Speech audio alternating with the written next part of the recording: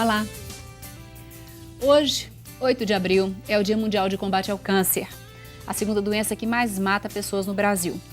Essa data foi criada pela Organização Mundial de Saúde para conscientizar as pessoas sobre a importância de estar sempre cuidando da saúde, pensando em prevenção, fazendo suas consultas regulares com os médicos, além, claro, de dar força aos pacientes que enfrentam a doença.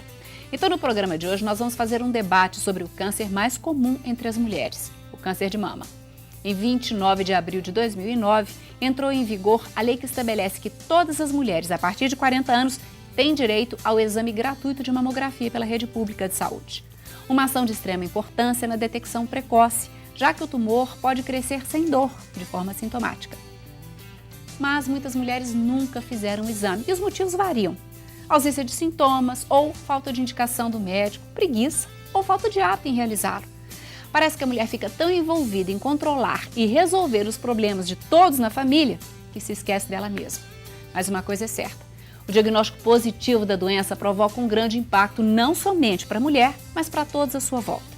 Hoje nós vamos fazer um debate sobre os tipos de alterações que podem surgir na presença do câncer de mama. Será que todo nódulo que aparece é indício de câncer? Qual a diferença entre nódulo e cisto? O cisto, ao ser detectado, deve ser retirado? Você sabia que existem diferentes tipos de câncer de mama e com tratamentos específicos para cada tipo, aumentando a possibilidade de cura? Tudo isso e muito mais nós vamos ver a partir de agora. Então fique com a gente e participe. Está no ar Pense Saúde.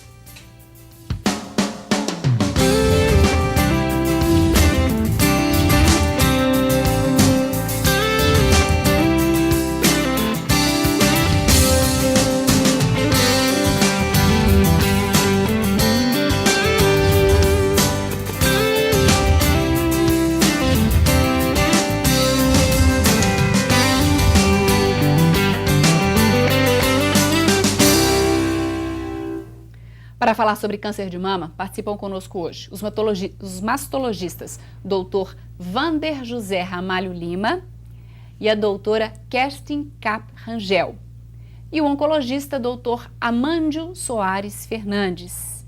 E claro, você é imprescindível nesse nosso debate, pois estamos aqui exatamente para aproveitar para esclarecer as suas dúvidas. Então, tem alguma, quer fazer alguma pergunta, mandar um comentário ou até um depoimento sobre câncer de mama? Participe com a gente por telefone ou por e-mail. O nosso telefone de contato é o 3209-0119 e o nosso e-mail é saude@tvhorizonte.com.br. E eu agradeço a presença de vocês no nosso programa, no dia de combate, no Dia Mundial, de combate ao câncer, a gente falar de um câncer que atinge tantas mulheres e provoca um grande impacto. E eu quero começar falando, porque a gente falou na abertura, existem mais de um tipo de câncer. Quando a gente fala câncer de mama, nós leigos achamos é uma doença única, e na verdade não é, são vários tipos, não é isso, doutor Vander? Exatamente. O câncer de mama, na verdade, ele tem uma quantidade muito grande de tipos, né? E cada vez mais a gente tem conseguido dividir mais ainda, né? E cada tipo de câncer tem um comportamento diferente, alguns mais agressivos, outros menos agressivos. E por conta disso, o próprio tratamento de cada tipo de câncer, ele é um pouco diferente um do outro. Nem todos precisam, por exemplo, da quimioterapia ou da radioterapia. A própria cirurgia, ela tem que ser individualizada. Então, é uma realidade que a gente vê hoje é exatamente essa, que o câncer de mama realmente são vários tipos que cada vez mais têm sido subdivididos. Eu vou querer falar de tratamento depois, mas você falou a cirurgia ser indicada ou não, porque é possível tratar algum tipo de câncer de mama de forma não cirúrgica? A princípio não, a não ser a cirurgia de uma forma geral, ela sempre faz parte do tratamento. Alguns casos, dependendo das condições clínicas do paciente, quando ele não tem condição cirúrgica, que a gente poderia talvez abrir mão dessa cirurgia. Mas de uma forma geral, realmente a cirurgia sempre faz parte.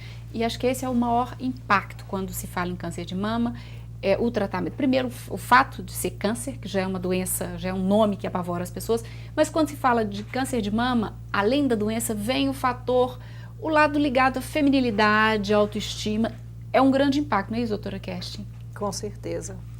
Mas hoje, com essa tentativa de fazer o diagnóstico cada vez mais precoce, a gente também consegue fazer cirurgias cada vez menos mutilantes e, portanto, com um impacto talvez estético e cada vez menor. O impacto psicológico permanece por causa da palavra, como você bem disse, mas o impacto estético cada vez menor. Eu falei aqui também no início, normalmente ele pode aparecer de forma assintomática? Sim, essa que é o grande problema da gente fazer, realmente essa detecção precoce em termos de saúde pública, no consultório, fazer a busca ativa, porque muito no início, principalmente, a doença pode ser sim assintomática e pode ser subclínica, como a gente chama, do modo geral, ou seja, ela é apenas radiológica, ela pode aparecer apenas pela mamografia. É por isso que a gente faz o rastreamento mamográfico. Que é o padrão ouro, né? Sim, para detecção. Sim. Que antes, hoje em dia nem tanto, mas era muito apregoado o autoexame da mama, não é isso? Ainda é de grande ajuda isso, doutora Amanda? Como a Kersti colocou muito bem, o diagnóstico precoce é importante porque tudo vai evoluir melhor. O resultado do tratamento vai ser melhor, a questão estética vai ser melhor. E a possibilidade a intervenção pode ser menor. A intervenção também, né? menor, ou seja, muito provavelmente você tem condições de examinar uma paciente que teve o câncer de mama e muitas vezes você não consegue falar porque a cicatriz é mínima, porque foi feito um diagnóstico muito precoce e a medicina evolui, oferecendo melhores resultados com menor morbidade para o paciente. E assim a gente pode ver como exemplo o câncer de mama. Mas você tocou num assunto importante que é o toque, o autoexame. O autoexame da mama. O autoexame da mama, ele vem em decorrência de conscientizar a mulher para um diagnóstico do câncer de mama. Porque há alguns anos, há algumas décadas, o diagnóstico do câncer de mama, ele era feito quando você palpava. E muitas vezes ele era feito quando a doença já estava avançada. Então, o toque, o autoexame, né, foi importante para conscientizar a mulher. Eu acho que hoje o nível de consciência aumentou muito e hoje, a nível de consultório, o número de diagnósticos precoces tem aumentado significativamente, felizmente, e com os melhores resultados. Tá, isso é fundamental, né? Bom, quando se fala até em autoexame, ou mesmo nos outros exames de imagem, às vezes podem aparecer nódulos, às vezes vocês colocam, não, mas isso não é um nódulo, é um cisto, e às vezes, não, é um nódulo, mas pode ser que seja benigno. Vamos entender nódulo, cisto, qual a diferença? Quando a gente fala nódulo, esse nódulo pode ser basicamente um nódulo cístico ou sólido, né? E muitas vezes esse diagnóstico é feito pela imagem, né? Às vezes pela palpação, mas qualquer nódulo, qualquer tumor que você perceba ali, seja pelo toque ou pelos exames, a gente diria que é um nódulo. Agora, o que faz a diferença é o conteúdo desse nódulo. Quando o conteúdo do nódulo é líquido, a gente fala que é um cisto, né? E o nódulo sólido, ele já tem uma consistência e tudo mais. O nódulo cístico, dificilmente ele está ligado a um câncer. Certo. Raramente. O nódulo sólido, ele tem mais chances de ser um câncer, mas, mesmo assim, a grande maioria das vezes, ainda assim ele é um nódulo benigno, né? Principalmente quando a gente pega uma paciente jovem. Um adolescente, por exemplo, é muito comum você ter um chamado fibroadenoma, que é um tumor benigno da mama, que hoje, inclusive, nem sempre é necessário ser retirado. A mesma coisa em relação aos cistos, doutora Kerstin? É necessário retirá-los ou não? Acompanhá-los? Eu, particularmente, nem gosto dessa nomenclatura nódulo cístico, nem gosto de usar isso. Até mesmo porque eu acho que confunde a paciente, apesar de ser uma nomenclatura médica estabelecida.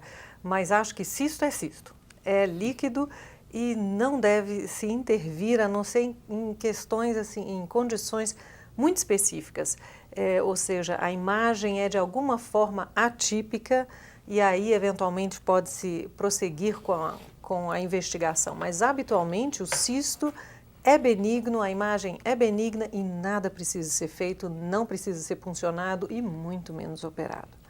Tá, o cisto não precisa. Os nódulos normalmente são, até para verificar a malignidade ou não? pela punção não é possível. Nem sempre o nódulo também precisa ser investigado por completo. A gente tem como avaliar as características desse nódulo para estabelecer a probabilidade que esse nódulo tem de ser ou não, digamos, suspeito. Mesmo porque, senão, não haveríamos por que sermos especialistas na área se fôssemos intervir em tudo que achássemos na mama. Certo. Né? Então, temos sim condições de avaliar o grau de suspeita. Como você colocou muito bem, Márcia, é que a mamografia, o padrão ouro para diagnóstico, é que a gente coloca que a mamografia, em relação ao câncer de mama, ela tem uma especificidade muito grande. Quando ao exame de mamográfico você vê as características da lesão, quando você fala que é um tumor, a possibilidade de ser um tumor é muito grande, realmente. Entendo. Quando você vê as características... A própria imagem já... O especialista, o Dr. Wander e a doutora Kersh, pode falar muito bem pelas características da mamografia. Então, ele tem o que a gente chama de especificidade, é muito elevada. Tá. Mesmo assim, no próximo bloco eu vou querer perguntar, porque às vezes uma pessoa faz uma mamografia e o médico pede para complementar, às vezes, um outro exame de imagem. Por que isso acontece? Às vezes, enfim, por que é necessário e o que significa mama densa? Às vezes as mulheres ficam preocupadas. Ai, fiz um exame e deu que minha mama é densa. Quer dizer o quê? Daqui a pouco a gente conversa sobre isso. Antes de ir para o intervalo, eu gostaria de falar sobre a campanha Faço Parte. Se você está fazendo parte, nosso agradecimento. O seu apoio é importante para que a TV Horizonte e os outros veículos de comunicação da Arquidiocese possam cumprir sua missão. Com seu apoio, a campanha quer também construir a Catedral Cristo Rei e atuar na revitalização do patrimônio histórico e natural que é a Serra da Piedade em Caeté. Para saber como fazer parte, ligue em horário comercial para a central de atendimento da campanha. O número é 3209-3559, código de área 31. Agora nós vamos para um breve intervalo. Enquanto isso, participe conosco do programa. O tema de hoje, câncer de mama, e você pode enviar a sua pergunta, o seu comentário ou até seu depoimento pelo telefone ou por e-mail. O telefone é 3209-0119 e o e-mail é saúde@tvhorizonte.com.br. Voltamos em instantes.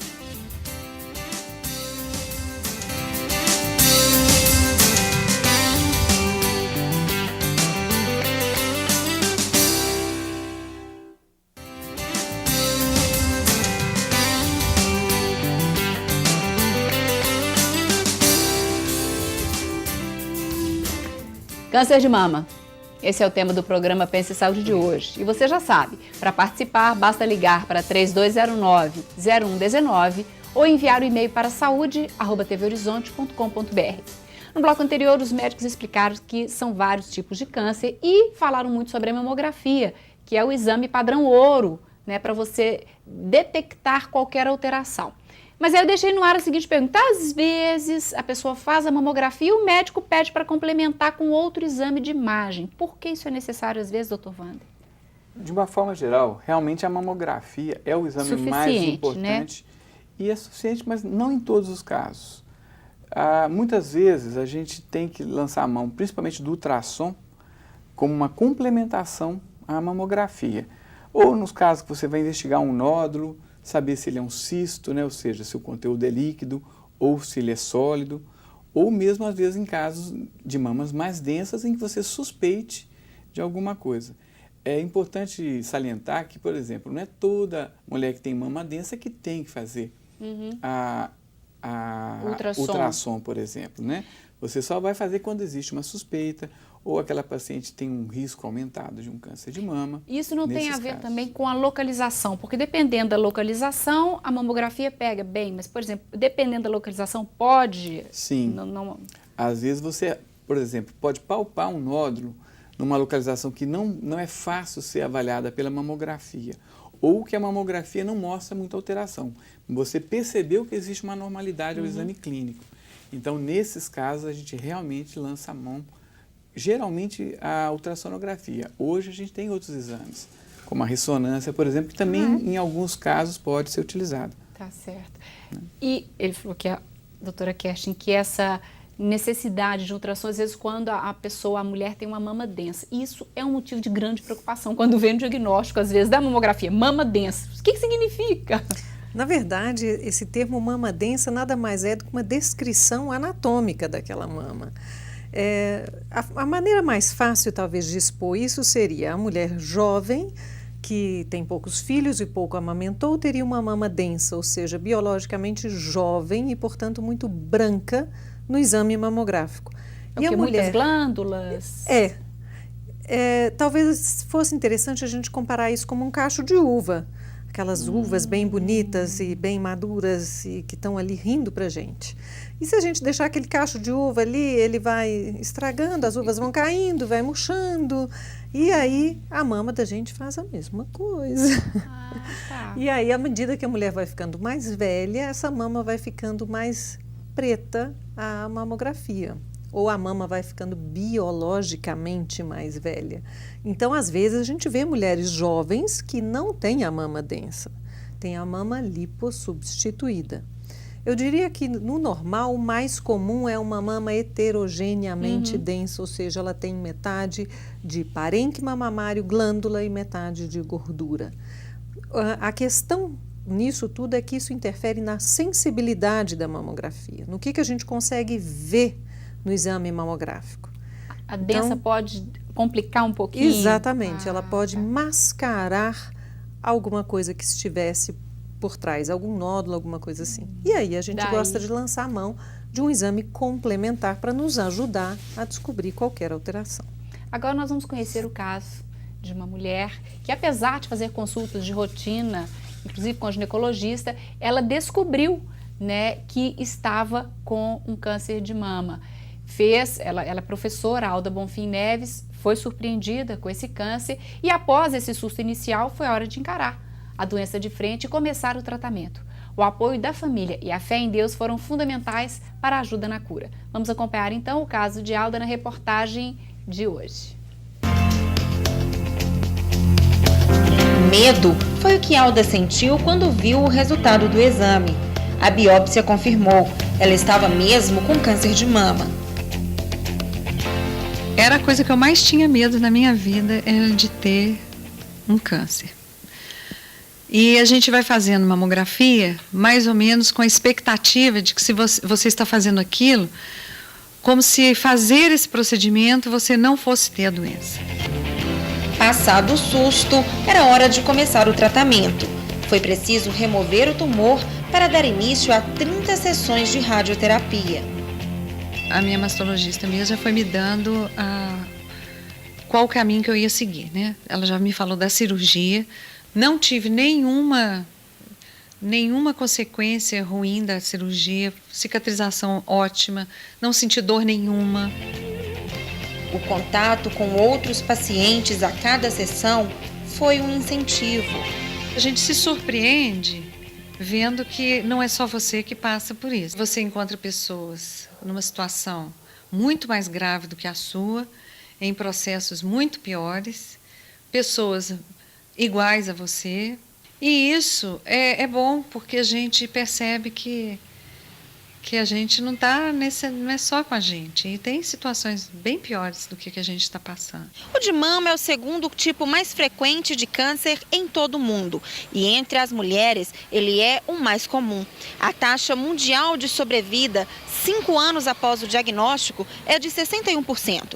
Mas o sucesso do tratamento depende do estágio em que a doença é diagnosticada. No caso de Alda, a doença foi detectada logo no início. Ela fazia uma vez por ano a visita ao ginecologista e de 6 em 6 meses a mamografia. Estes cuidados, que permitiram o diagnóstico precoce, foram fundamentais para a cura. No último exame que eu fiz, eu já estava acompanhando uma pequena alteração que tinha e eu estava fazendo mamografia a cada 6 meses.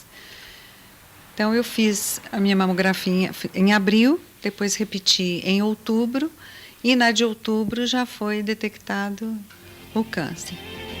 Além de uma equipe médica competente, o apoio da família e a fé na cura foram valiosos.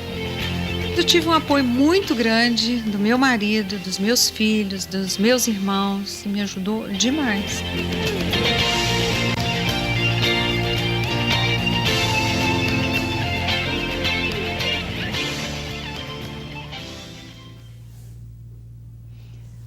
Bom, eu gostaria de comentários. Ela falou tanta coisa que eu acho que vão dar muitos comentários, mas o que eu achei mais interessante, logo no início, que ela falou assim, o fato da gente fazer o exame parece que vai dar uma garantia. Não vou fazer nada, eu estou fazendo o exame. Né? Mas, enfim, quem gostaria de fazer comentários? Doutora Cash. Isso é um problema sério com as pacientes. A gente explicar para elas que o fato delas fazerem a mamografia regularmente não as livra de ter a doença. E que a gente apenas consegue eventualmente diagnosticar uma alteração cedo, tratar e curar, como parece ser o caso dela. Né? Que foi bem precoce, né? É interessante chamar a atenção que nós temos 3 tipos de prevenção. A prevenção primária, prevenção secundária e prevenção terciária. A prevenção primária é quando você diminui o risco. Por exemplo, o paciente faz uso de cigarro, que tem um risco relacionado com câncer de pulmão. Quando você remove o cigarro, você vai diminuir o risco de câncer de pulmão. Né? No câncer de mama, ter uma vida saudável, alimentação adequada, prática de atividade física, evitar a obesidade, você vai diminuir o risco de câncer de mama. A mamografia, você vai ter o diagnóstico precoce, que vai também aumentar a possibilidade de cura. Esse diagnóstico precoce é a prevenção secundária, que é muito importante. É muito comum quando a Cass chegou, assim, eu estou tão chateada, eu fiz uma mamografia e tive câncer de mama. Eu falei, ainda bem que você fez. Porque você vai ter um diagnóstico precoce, o tumor é pequeno e aumenta a sua possibilidade de cura.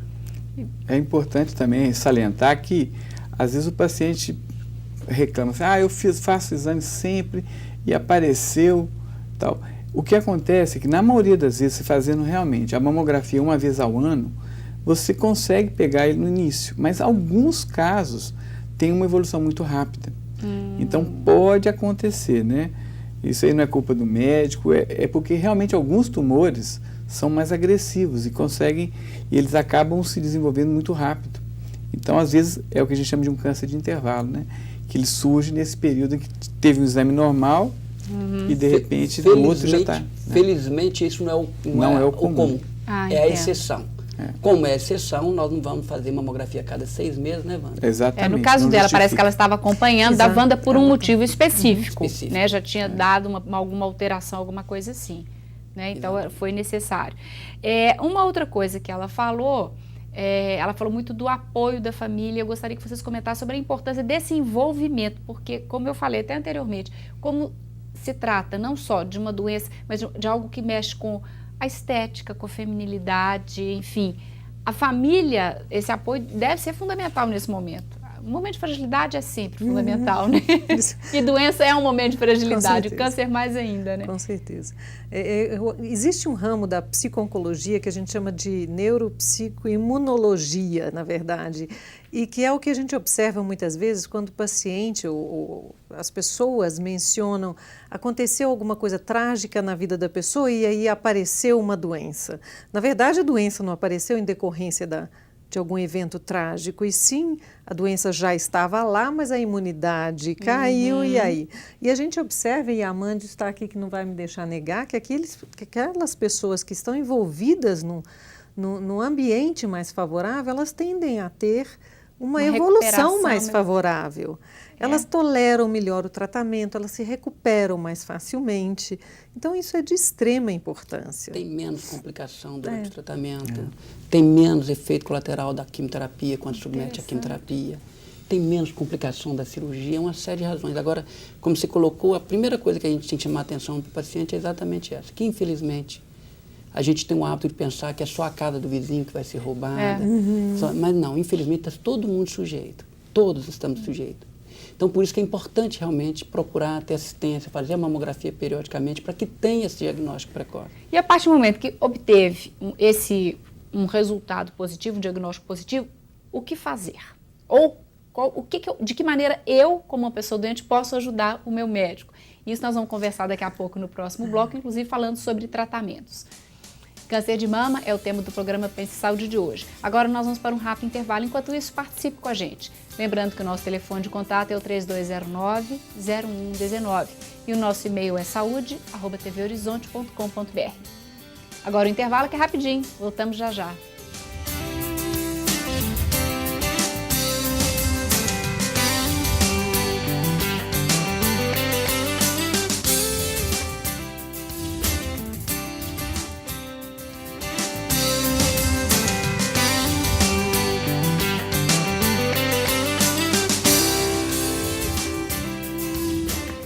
Câncer de mama. Esse é o tema do programa Pense Saúde de hoje. E você já sabe, para participar basta ligar para 3209-0119 ou enviar o e-mail para saúde@tvhorizonte.com.br. No bloco anterior, os médicos explicaram que são vários tipos de câncer e falaram muito sobre a mamografia, que é o exame padrão ouro, né, para você detectar qualquer alteração.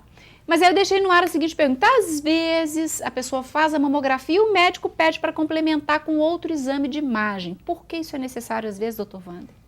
De uma forma geral, realmente a mamografia é o exame mais importante, né? E é suficiente, mas não em todos os casos. Muitas vezes a gente tem que lançar a mão, principalmente do ultrassom, como uma complementação à mamografia. Ou nos casos que você vai investigar um nódulo, saber se ele é um cisto, né? Ou seja, se o conteúdo é líquido ou se ele é sólido, ou mesmo às vezes em casos de mamas mais densas em que você suspeite de alguma coisa. É importante salientar que, por exemplo, não é toda mulher que tem mama densa que tem que fazer a ultrassom, por exemplo, né? Você só vai fazer quando existe uma suspeita ou aquela paciente tem um risco aumentado de um câncer de mama. Isso não tem a ver também com a localização, porque dependendo da localização, a mamografia pega bem, mas, por exemplo, dependendo da localização, pode... Sim. Às vezes você, por exemplo, pode palpar um nódulo numa localização que não é fácil ser avaliada pela mamografia, ou que a mamografia não mostra muita alteração. Você percebeu que existe uma normalidade ao exame clínico. Então, nesses casos, a gente realmente lança a mão, geralmente a ultrassonografia. Hoje a gente tem outros exames, como a ressonância, por exemplo, que também em alguns casos pode ser utilizado. Tá certo. E ele falou que a doutora Kerstin, que essa necessidade de ultrassom, às vezes quando a mulher tem uma mama densa. Isso é um motivo de grande preocupação quando vem o diagnóstico, às vezes, da mamografia, mama densa. O que significa? Na verdade, esse termo mama densa nada mais é do que uma descrição anatômica daquela mama. A maneira mais fácil, talvez, de expor isso seria a mulher jovem, que tem poucos filhos e pouco amamentou, teria uma mama densa, ou seja, biologicamente jovem e, portanto, muito branca no exame mamográfico. E a mulher, muitas glândulas? Talvez fosse interessante a gente comparar isso como um cacho de uva. Aquelas uvas bem bonitas e bem maduras e que estão ali rindo para a gente. E se a gente deixar aquele cacho de uva ali, ele vai estragando, as uvas vão caindo, vai murchando. E aí a mama da gente faz a mesma coisa. Tá. E aí, à medida que a mulher vai ficando mais velha, essa mama vai ficando mais preta a mamografia. Ou a mama vai ficando biologicamente mais velha. Então, às vezes, a gente vê mulheres jovens que não têm a mama densa, têm a mama lipossubstituída. Eu diria que, no normal, o mais comum é uma mama heterogeneamente densa, ou seja, ela tem metade de parênquima mamário, glândula e metade de gordura. A questão nisso tudo é que isso interfere na sensibilidade da mamografia, no que a gente consegue ver no exame mamográfico. A densa pode complicar um pouquinho? Exatamente, ela pode mascarar alguma coisa que estivesse por trás, algum nódulo, alguma coisa assim. E aí a gente gosta de lançar a mão de um exame complementar para nos ajudar a descobrir qualquer alteração. Agora nós vamos conhecer o caso de uma mulher que, apesar de fazer consultas de rotina, inclusive com a ginecologista, ela descobriu, né, que estava com um câncer de mama. Ela é professora, Alda Bonfim Neves, foi surpreendida com esse câncer e, após esse susto inicial, foi a hora de encarar a doença de frente e começar o tratamento. O apoio da família e a fé em Deus foram fundamentais para a ajuda na cura. Vamos acompanhar então o caso de Alda na reportagem de hoje. Medo foi o que Alda sentiu quando viu o resultado do exame.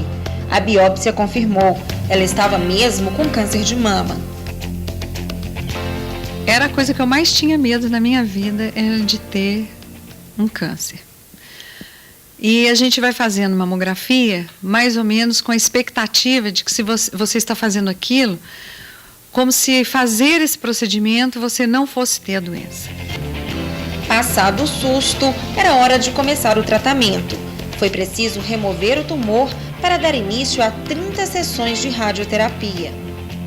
a minha mastologista mesmo já foi me dando qual o caminho que eu ia seguir, né? Ela já me falou da cirurgia, não tive nenhuma consequência ruim da cirurgia, cicatrização ótima, não senti dor nenhuma.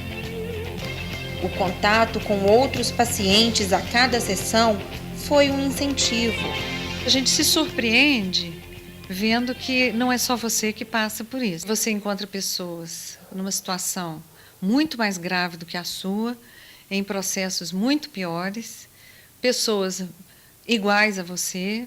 E isso é bom, porque a gente percebe que a gente não é só com a gente. E tem situações bem piores do que a gente está passando. O de mama é o segundo tipo mais frequente de câncer em todo o mundo. E entre as mulheres, ele é o mais comum. A taxa mundial de sobrevida, 5 anos após o diagnóstico, é de 61%. Mas o sucesso do tratamento depende do estágio em que a doença é diagnosticada. No caso de Alda, a doença foi detectada logo no início. Ela fazia 1 vez por ano a visita ao ginecologista e de 6 em 6 meses a mamografia. Estes cuidados, que permitiram o diagnóstico precoce, foram fundamentais para a cura. No último exame que eu fiz, eu já estava acompanhando uma pequena alteração que tinha e eu estava fazendo mamografia a cada 6 meses. Então, eu fiz a minha mamografia em abril, depois repeti em outubro, e na de outubro já foi detectado o câncer. Além de uma equipe médica competente, o apoio da família e a fé na cura foram valiosos. Eu tive um apoio muito grande do meu marido, dos meus filhos, dos meus irmãos, me ajudou demais.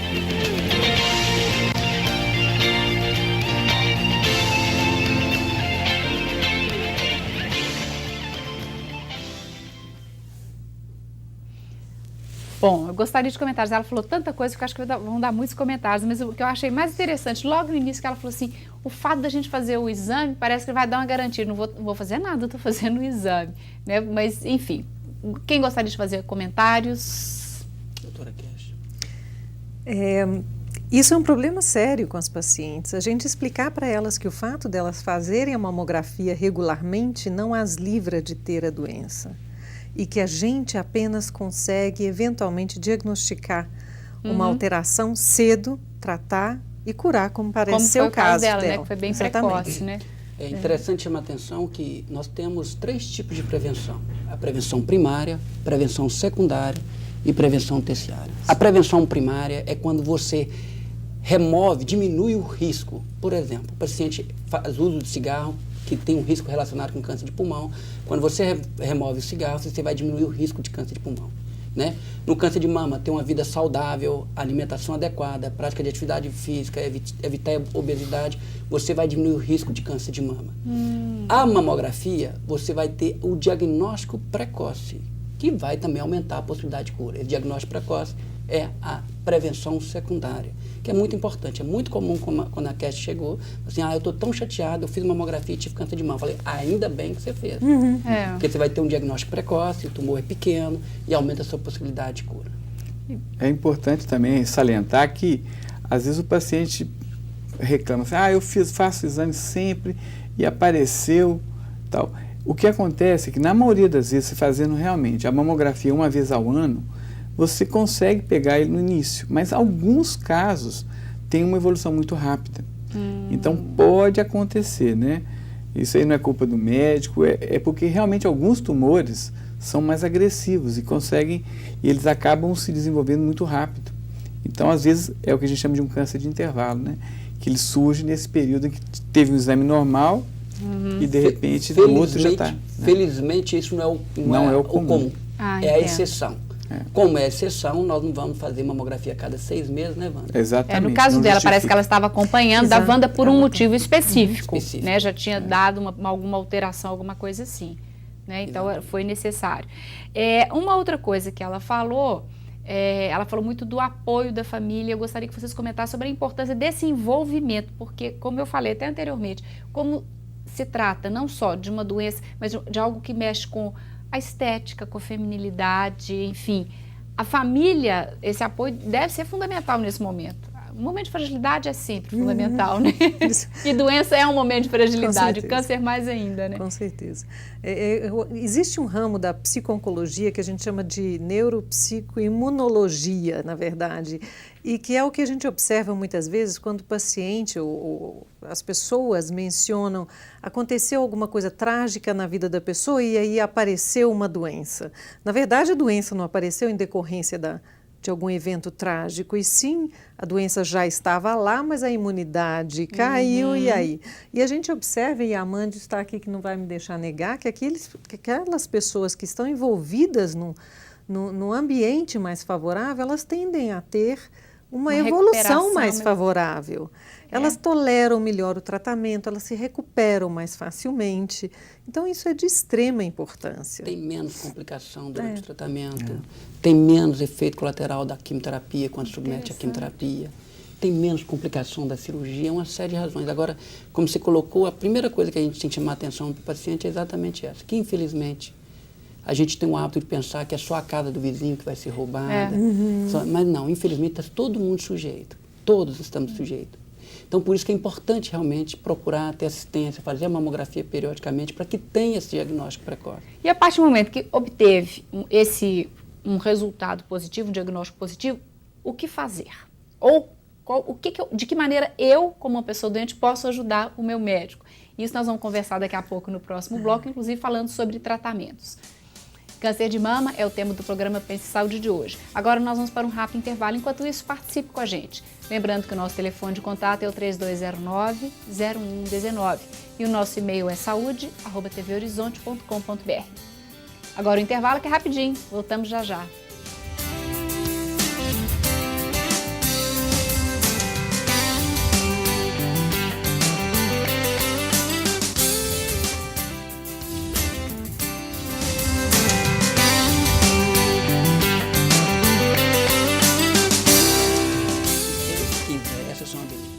Câncer de mama. Esse é o tema do programa Pense Saúde de hoje. E claro, você pode participar com a sua dúvida, sua pergunta, o seu comentário. Para isso, basta ligar ou mandar e-mail. O nosso telefone de contato é o 3209-0119. E o e-mail é saúde@tvhorizonte.com.br. E no bloco anterior, a gente começou, eu quero falar agora um pouco sobre tratamentos e essa diferença entre um tipo e outro e de que maneira esses tratamentos podem variar. Porque a gente até viu na reportagem a pessoa que teve o câncer, ela falando, a professora, que ela fez a cirurgia e depois ela fez radioterapia. Em alguns casos é rádio, em outros é químio. E eu deixei a seguinte coisa no ar. O paciente, ele pode ajudar o médico a se tratar? A doutora Kersha até achou interessante isso. Mas eu acho que deveria ser uma posição que a gente tem, né? Claro, e a gente entrega, confia ao médico, mas a gente também participa desse tratamento, não? Com certeza. Mas eu acho que para que o paciente consiga ajudar a gente, ter um bom resultado, seguramente você tem que atender às expectativas do paciente. Atender às expectativas do paciente, que ele saiba qual o caminho que ele vai percorrer, o que está acontecendo, qual o tratamento que ele vai submeter, quais são os possíveis efeitos colaterais que ele pode passar ou não. Então, a partir do momento que você orienta o paciente, que ele sabe o que vai acontecer, ou seja, todas as expectativas do paciente em relação ao tratamento, em relação à evolução, vai atender, ele é atendida, então seguramente ele contribui mais para a gente. Contribui mais. Ele Não é sei um se vocês participante concordam. mesmo. Participante. Sem dúvida etapa. nenhuma. E aí, bom, foi diagnosticado no exame, na mamografia, os passos. A partir daí, o que fazer, como fazer? Olha, o tratamento, tudo vai depender do que a gente chama de estadiamento da doença. O quão precoce a gente conseguiu pegar um tumor. Porque quando você pega um tumor inicial, pequeno, que às vezes não é nem palpável, que foi visto pela mamografia, por exemplo, é muito mais fácil você fazer um tratamento menos agressivo. Você vai fazer uma cirurgia, possivelmente retirar só o tumor com um pouquinho que a gente chama de margem de segurança em volta, ou seja, você não precisa necessariamente mutilar aquela paciente, tirar a mama, nada disso. Os gânglios linfáticos é a mesma coisa. No início você pode fazer uma cirurgia também que tira só alguns gânglios, né, e não precisa tirar todos, porque Porque qual que é o grande problema de retirar todos os gânglios linfáticos na axila? É o risco de você desenvolver, por exemplo, complicações no braço, o linfedema de braço, que é aquela pessoa que o braço começa a inchar após a cirurgia. E daí em diante a mesma coisa. A radioterapia e a quimioterapia também vão ser diretamente ligados ao tamanho do tumor, ao quanto aquele tumor está avançado ou não. Hoje, de uma forma geral, quando a gente faz a chamada conservação da mama, que é quando você retira apenas o tumor e não retira a mama, de uma forma geral é feita a radioterapia. Porque a radioterapia ela vai dar uma segurança maior que o tumor não vai voltar na mama. Agora, o Amandio aqui pode até falar melhor sobre a questão da quimioterapia, mas que está diretamente ligado ao tamanho do tumor e a algumas características do tumor, o tipo do tumor, isso que a gente que eu ia falou perguntar, no o tipo início, também que vai determinar o tipo de tratamento quimioterápico ou com hormônios, né, com algumas outras drogas, que vai depender disso. Como o Dr. Wander colocou muito bem, quais são as armas que nós dispomos para tratar o câncer de mama? Ele colocou muito bem a cirurgia, que vai ser mais agressiva ou menos agressiva com a cirurgia conservadora de acordo com a extensão. Vai necessitar ou não de radioterapia. Se for uma cirurgia conservadora, sempre vai precisar de radioterapia. Sempre quando você faz uma cirurgia conservadora, você vai precisar de radioterapia.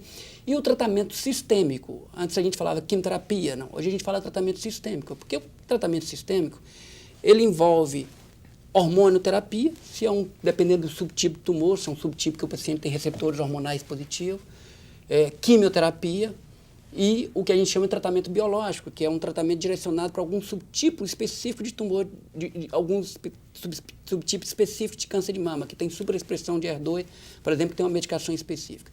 Então, na realidade, o tratamento do câncer de mama hoje, ele é mais direcionado, o tratamento sistêmico, muito mais direcionado pela sua biologia tumoral.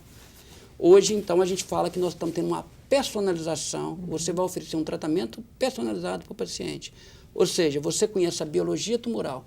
E muitas vezes você tem uma doença mais precoce e você tem que ser mais agressivo com ela. E às vezes você tem que ter uma doença mais extensa um pouquinho, não tão precoce, e você não precisa ser mais tão agressivo com ela. Por quê? Porque a doença não é tão agressiva. E você consegue, às vezes, com a manipulação hormonal, numa paciente mais idosa, que tem receptores hormonais positivos, que tem comprometimento dos gânglios axilares, tratar ela menos agressivamente que uma mulher mais jovem, que tem um tumor menor, mas que não tem a axila comprometida, pelo comportamento biológico do tumor. Ou seja, evoluiu demais esse tratamento, muito. né? Nós estamos individualizando o tratamento e, felizmente, eu acho que ainda falta muito, mas nós vamos conseguir. Existe hoje um subtipo que a gente chama de triplo negativo, que representa em torno de 15% dos cânceres de mama. E quando a gente discute esse subtipo triplo negativo, a gente acha que tem inúmeros subtipos dentro desse subtipo. Tá. Tá certo? Não é uma entidade única.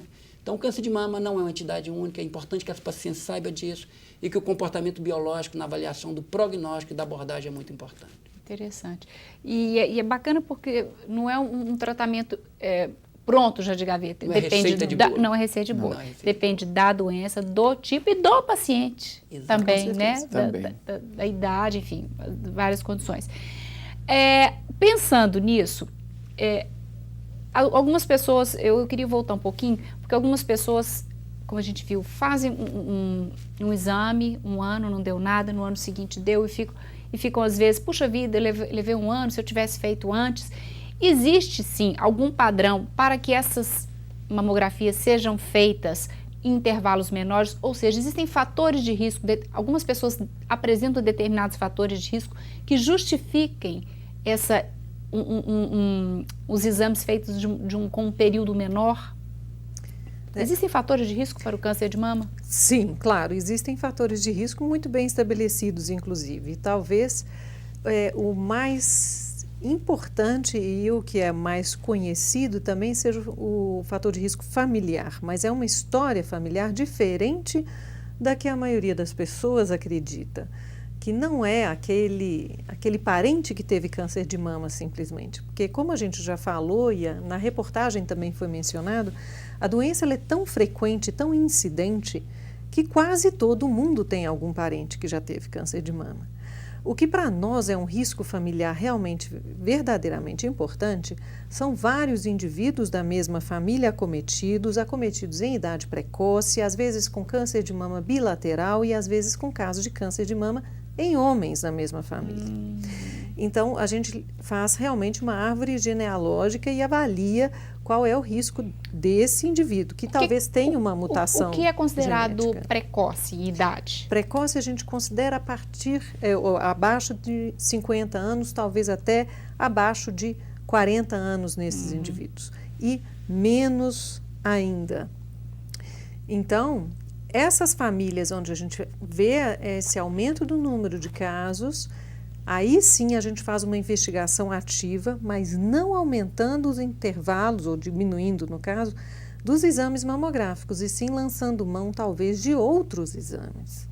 A própria consulta com o mastologista mais frequente. Exatamente, um exame clínico mais frequente, mamografias anuais com certeza, acompanhados de ultrassom e, eventualmente, o uso da ressonância magnética, que está muito bem estabelecido para esse grupo de pacientes.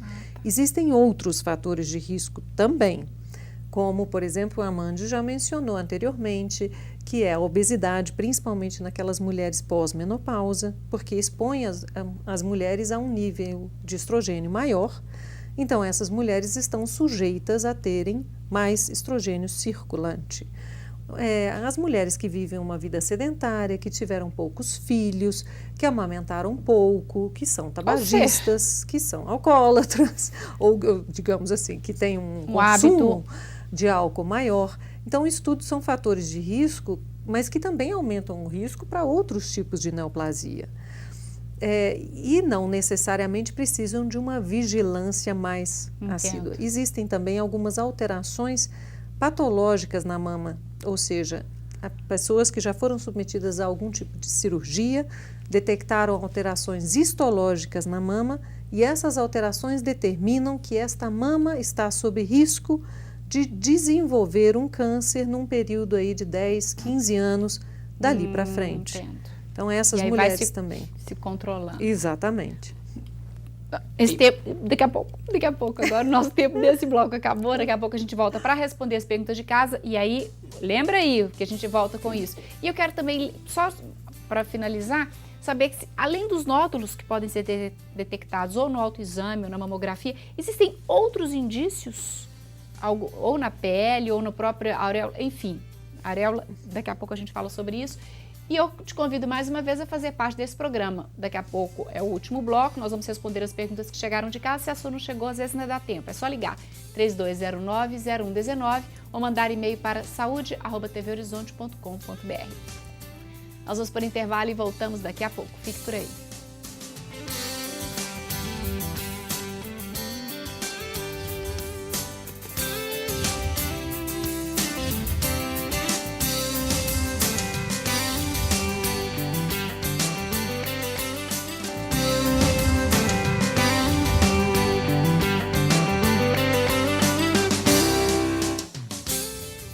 De volta com o programa Pense Saúde, hoje falando sobre câncer de mama no Dia Mundial de Combate ao Câncer, né, 8 de abril.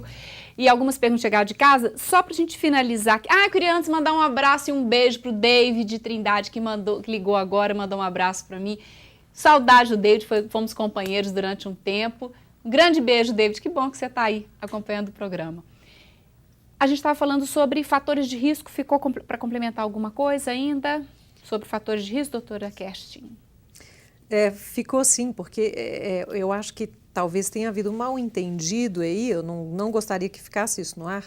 O fator hereditário, ele é responsável por cerca só de 5% dos casos de câncer de mama.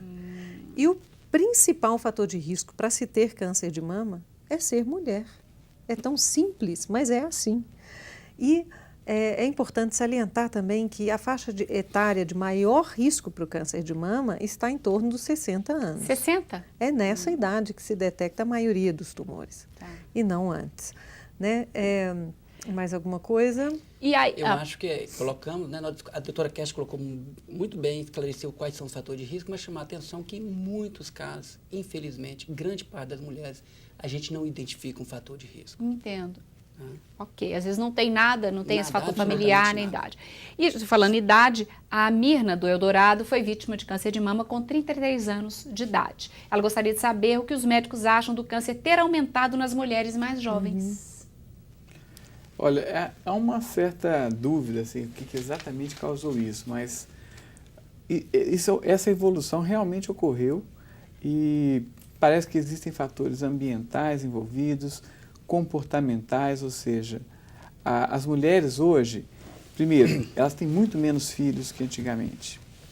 Elas passam assim, a usar anticoncepcional, uma idade mais precoce, elas adiam muito a primeira gravidez. Nossas avós tinham 10, 12 filhos, né? As mulheres hoje têm o primeiro filho depois dos 30, 35 anos, vão ter 1, 2 filhos. Então, são fatores que a gente são fatores hormonais aí, então, que estão envolvidos. Também hormonais, né? A questão da obesidade, que a gente percebe que tem aumentado, principalmente no mundo ocidental, né? Também parece que tem um fator ligado a isso. Então, assim, na verdade, são vários fatores que parece que estão ligados a esse aumento da incidência em mulheres jovens. Tão jovens. A Carla, do Centro, ela gostaria primeiro de parabenizar o cenário do programa, que está lindo. Obrigada, Carla. E também o tema, que é muito oportuno, pois ela diz o seguinte: não aprendemos só sobre o câncer de mama no programa, mas todo tipo de câncer e, de uma forma geral, como proceder. Parabéns ao programa. Obrigada você pelo seu comentário, Carla. Que bom, e a ideia é essa.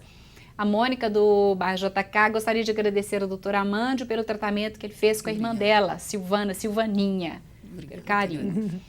A Suelen, do bairro Aparecida, conhece uma mulher que tem 18 anos e já tem um nódulo na mama. Ela gostaria de saber, quer saber se a partir de qual idade é mais comum aparecer o câncer, e a partir do momento que essa pessoa com 18 anos tem um nódulo, qual então que seria a conduta ou o acompanhamento, como deveria ser? Bom, primeira coisa, procurar um mastologista. Eu não sei como ela foi detectada esse nódulo, se foi ela que percebeu, entendeu? Mas deve ter sido 18 anos, nem é uma idade ainda para se fazer mamografia, né? Não, de forma alguma. Provavelmente, como exame de imagem, pensaria-se em fazer um ultrassom, mas esse nódulo deve ser palpável, então o ultrassom seria para avaliar se ela tem outros nódulos, e muito provavelmente trata-se pela faixa etária de um fibroadenoma, ou seja, de um nódulo benigno. Isso simplesmente pela estatística. Estatisticamente, isso deve ser um nódulo benigno. Tá. E a partir de qual idade é mais comum aparecer o câncer? Você já tinha comentado, né? A partir de 60 anos. A Rosilene de Sabará faz o controle de mama de 6 em 6 meses e tem calcificação. Ela gostaria de saber se essa calcificação pode provocar câncer de mama ou evoluir para câncer de mama. Na verdade, a calcificação depende muito do tipo da calcificação. Não são todas as calcificações que são suspeitas, não. Então, elas podem ser, na verdade, um sinal precoce de um câncer de mama. Não é que a calcificação vai virar um câncer. Ela pode, na verdade, ser, então, esse sinal precoce.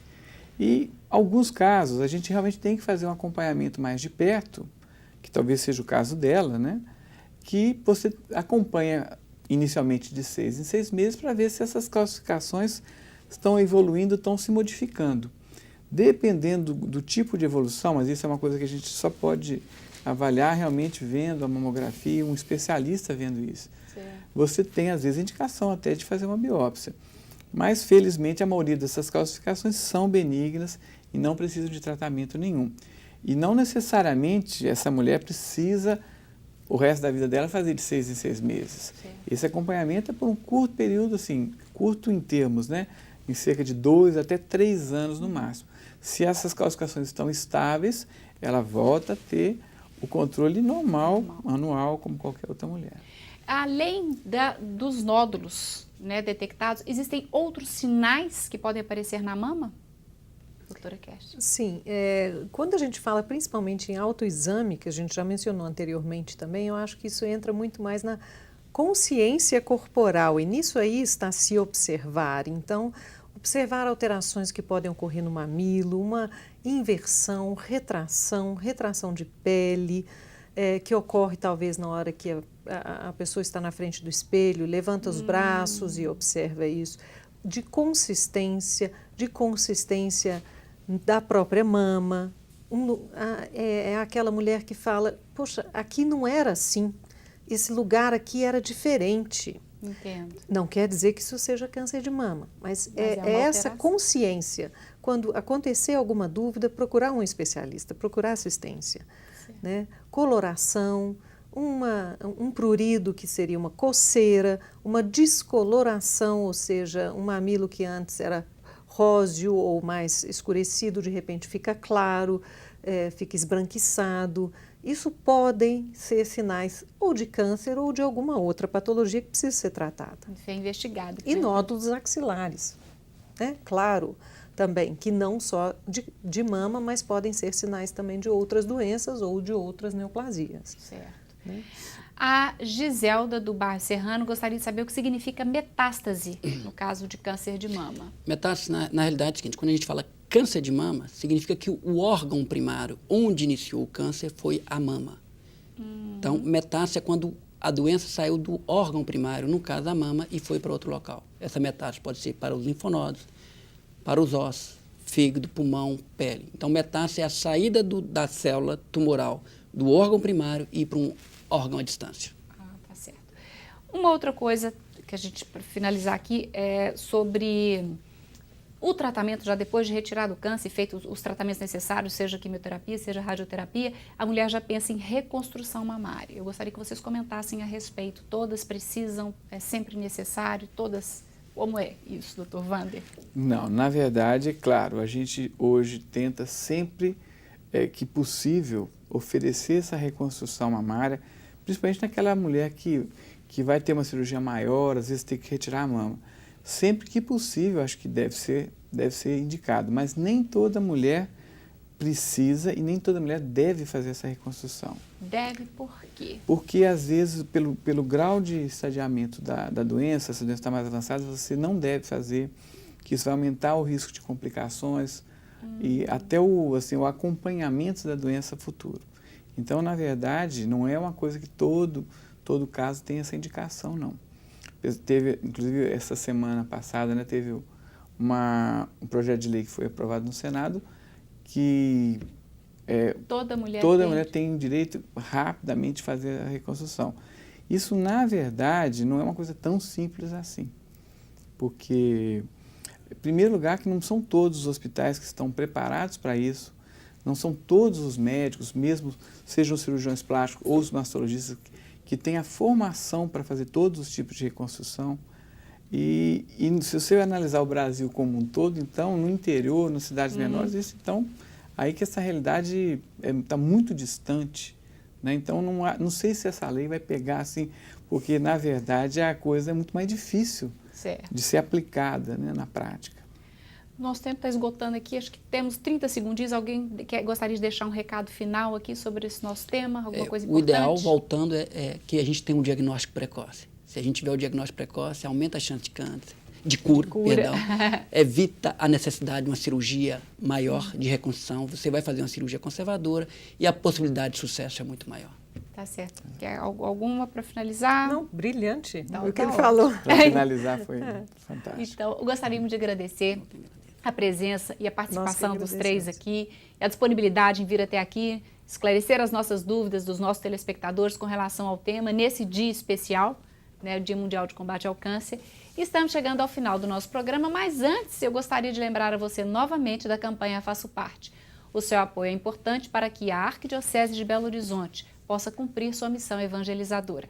Se você não conhece ou ainda não está fazendo parte, ligue em horário comercial para a central de atendimento da campanha. O número é 3209-3559, código de área 31. O Pense Saúde de hoje chegou ao fim, mas você pode rever o nosso programa terça, às 5 da tarde e sexta, ao meio-dia. Obrigada pela sua companhia e até a próxima. Vamos continuar fazendo juntos o programa Pense Saúde, uma parceria da Unimed BH com a TV Horizonte. Tenha uma ótima semana, até a próxima e pense saúde sempre!